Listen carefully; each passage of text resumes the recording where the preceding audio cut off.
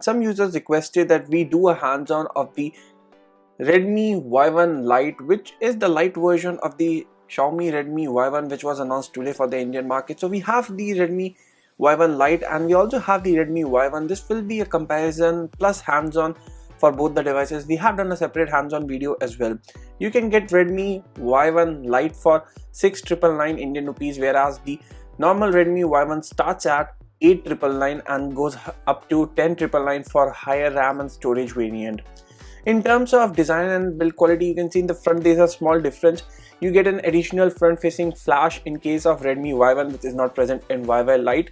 Then you have the same display, same quad Gorilla Glass protection on both the devices.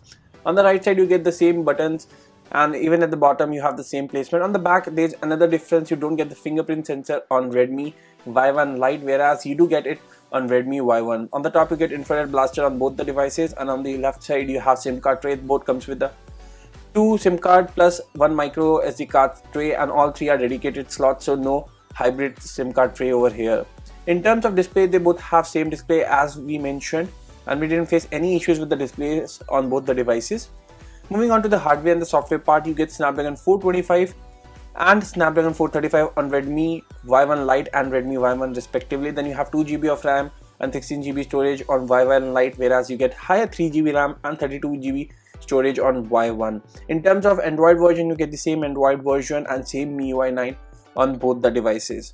In terms of back camera, you again have same 13 megapixel shooter on both the devices, but there's a big difference in the front camera. You get a 16 megapixel shooter on Y1, whereas you get a 5 megapixel shooter in case of Y1 Lite. So that's a big difference, considering the fact that these are under the Xiaomi selfie series. You are still getting a 5 megapixel camera on Redmi Y1 Lite smartphone.